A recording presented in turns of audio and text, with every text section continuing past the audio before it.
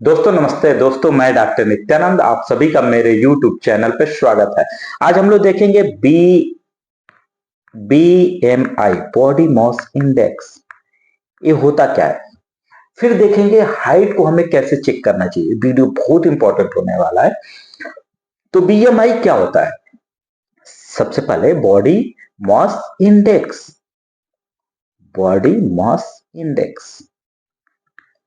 हमें यदि BMI देखना है तो हमें क्या क्या देखना पड़ेगा। सबसे पहले इंपॉर्टेंट क्या है, BMI is defined as BMI is defined as weight in kg divided by height in meter।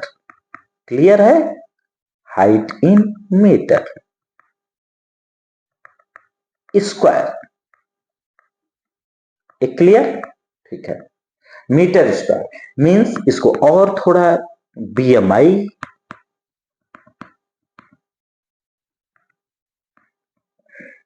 Equal to wait, एक किस में रहेगा, केजी में रहेगा, और divided by height in metre square. एक क्लियर होगा? अब BMI से हमें क्या पता चलेगा? BMI से हमें ये पता चलेगा कि ये पेशेंट या ये जो व्यक्ति है ये हेल्दी, इसका वेट जो है हेल्दी वेट या फिर अंडर डेवलप है, अंडर वेट है, या फिर ओवर वेट है। ये हमें कैसे पता चलेगा? उसके BMI से। मींस BMI जो होता है इजी होता है कैलकुलेट करना। तो इसके लिए हमें वेट चाहिए। वेट हम कैसे देखेंगे? एक वेइंग मशीन लिया, उस पर वेट करा के इजिली हमको पता चल गया कि इसका वेट जो है इतना है। इसको हम लोग डिटेल्स में अच्छे से समझेंगे। बट इंपॉर्टेंट क्या है, उसके हाइट को चेक करना। हम कैसे हाइट को चेक करें, ये बहुत इंपॉर्टेंट है। तो इसके लिए हमें चाहिए स्टैडोमीटर। ये जो है ये क्या है, इसको आप देख लीजिए, यही है उसका स्टैडोमीटर हो गया। ठीक है, ये उसका बेस हो गया। तो अब हम लोगों को क्या करना है, इंपॉर्टेंट क्या है, यदि किसी की हाइट चेक करनी है तो हमें, यदि वो हेयर बैंड लगाया है, हेयर बैंड या फिर cap, head cap, hair pin, तो इसको हमें क्या करना है, रिमूव करवा देना है। क्लियर? फिर क्या करना है, फुटवियर या फिर शूज, ये जनरल इंस्ट्रक्शन है। शूज या फिर फुटवियर यदि है तो उसको हमें क्या करना है, रिमूव करवा देना है। रिमूव कर देगा। सम केसेज में क्या, रिमूव लिखना है अदरवाइज कंफ्यूजन होगा। रिमूव कर देना। सम केसेज में क्या होता है, किसी किसी का हेयर जो होता है कर्ली हेयर होता है, तो ऐसे केस में हमें क्या करना है, कर्ली हेयर, हेयर में क्या करना है, पेशेंट के हेयर, उस व्यक्ति के जिससे हमें वेट चेक करना है उसके हेयर को सेट कर देना है ताकि कर्ली हेयर थोड़ा सा सेट हो जाए। ओके, अब हम लोग स्टार्ट करते हैं। पेशेंट को स्टेडियोमीटर पे स्टैंड करा दिया, तो हमें अब क्या क्या श्योर करना है, ये बहुत इंपॉर्टेंट है, इस पे हम लोग ध्यान देंगे। हमें श्योर क्या क्या करना है, पहली चीज हमें श्योर करना है कि उसका हेड, बैक ऑफ हेड जो है स्टेडियोमीटर से टच करे। स्टेडियोमीटर से उसका बैक ऑफ हेड जो है वो टच करे। क्लियर हो गया? हाँ, अगर गैप है तो फिर वो इनकरेक्ट है। फिर एक इमेजिनरी लाइन खींचनी है।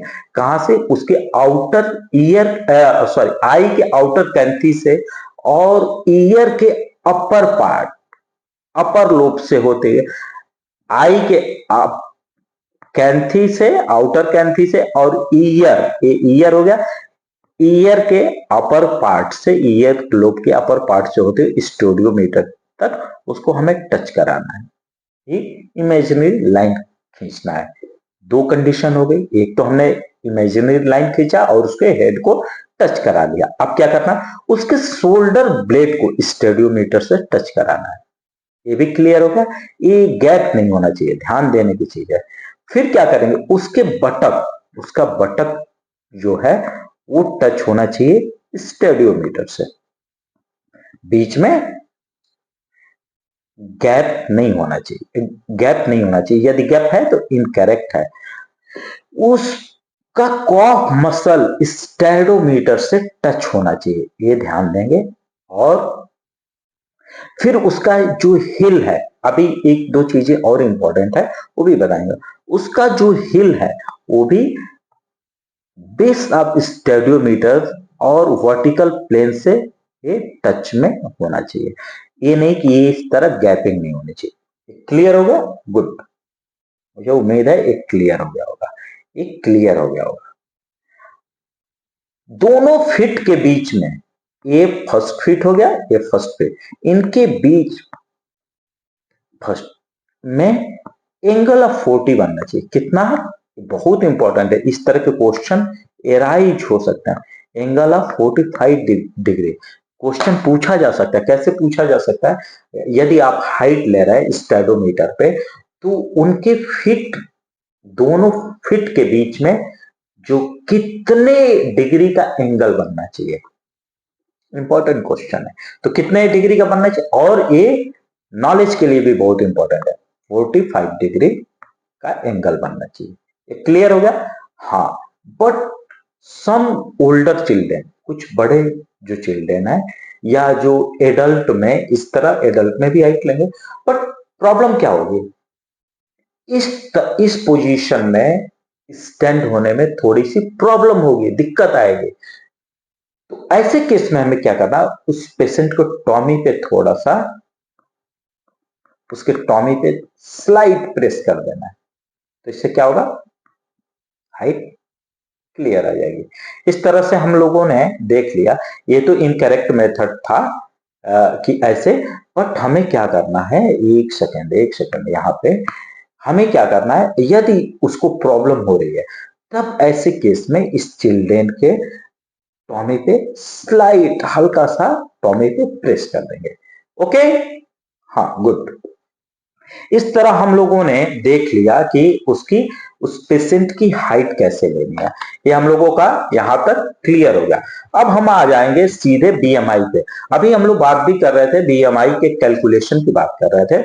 तो हमने देख लिया कि बीएमआई को कैलकुलेट कैसे करते हैं, वेट केजी में होना चाहिए और हाइट मीटर स्क्वायर में। चूंकि यहाँ पे बात हो रही थी तो इसलिए हमें उस पर जाना पड़ा। तो ये क्या है, गुड इंडिकेटर है बॉडी के लेवल को जानने का। बीएमआई क्या है, बॉडी का लेवल क्या है, ये अंडर वेट है, ओवर वेट है, या फिर हेल्दी वेट है, ये जानने का सबसे आसान तरीका क्या है, बीएमआई। बट यहाँ पे कुछ इंपॉर्टेंट चीजों को ध्यान रखना पड़ेगा। जैसे एडल्ट के केस में बीएमआई कांस्टेंट रहती है, ठीक है। एक, अभी उस पर भी 21 से कितने के बीच में होना चाहिए, इस पे भी अभी डिस्कस कर लेते हैं। बीएमआई जो है वो होनी चाहिए, बीएमआई लिख देते हैं, बीएमआई कितना होना चाहिए, यदि 18.5 से कम है, लेस है, तो अंडर वेट। 18.5 से 24.9 के बीच में है तो हेल्दी है। क्या है, हेल्दी, ठीक है। और वहीं पे यदि 18.5 से, सॉरी सॉरी सॉरी 25 टू 29 है तो ओवरवेट है। फिर इसके बाद जो है ओबेसिटी, हम लोग ओवरवेट तक ही स्टडी कर रहे हैं अभी फिलहाल। बट हमें क्या जानना है, सबसे इंपॉर्टेंट जो बीएमआई। तो लेकिन वहीं पे यदि चिल्ड्रेन में वेरी करता है, कैसे वेरी करेगा, एज के अकॉर्डिंग, उसकी एज के अकॉर्डिंग वेरी करेगा, वेरी इन चिल्ड्रेन। एज के अकॉर्डिंग और उसके सेक्स के अकॉर्डिंग। यदि मेल है तो थोड़ा सा स्लाइट डिफरेंट होगा, फीमेल है तो स्लाइट डिफरेंट होगा। अब हम देखेंगे, एक पेशेंट ले लेते हैं। अब हमें कैलकुलेट करना है बीएमआई, ठीक है। तो एक पेशेंट हमने ले लिया जिसका वेट हमने ले लिया 70 केजी, उसकी हाइट ले लिया हमने, हाइट ले लिया 170 सेंटीमीटर। तो इसको हमें किस में कन्वर्ट करना है, मीटर में, तो 177 हो गया। अब हमें इसको कैलकुलेट करना है। तो 1.7 multiply into 1.7 equal to 2.89। Okay, हमने इसको क्या किया, स्क्वायर में किया 2.89। उसका वेट कितना है, 70 है, तो 70 divided by 2.89, 70 divided by 2.89 equal to 24.22। Okay, तो 70 डिवाइडेड बाई 1.7 इंटू 1.7 कितना आया था, इक्वल टू 24.22। मीन्स ये पेशेंट क्या है, हेल्दी पेशेंट है, हेल्दी है। क्लियर। वहीं पे यदि इसी को हमने कर दिया, थोड़ा सा चेंज करते, इसकी हाइट हमने कर दिया 50 केजी, ठीक है, और ये सब कुछ इक्वल है, 170 है, 170, और इसको हम थोड़ा सा चेंज करेंगे डिवाइडेड बाई, अब इसको थोड़ा सा चेंज करते हैं, तो उसका मीटर में कितना हो गया, 1.7 मीटर। अब इसको हम कैलकुलेट करते हैं।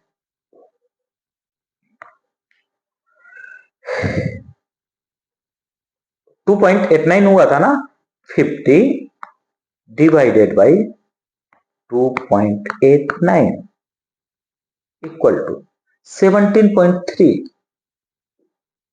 17.3, 50 divided by 1.7 into 1.7 equal to कितना हुआ था, 17.3, 17.3। मीन्स 17.3 का मतलब क्या हुआ, वो जो पेशेंट है 18.5 से नीचे मीन्स अंडरवेट है।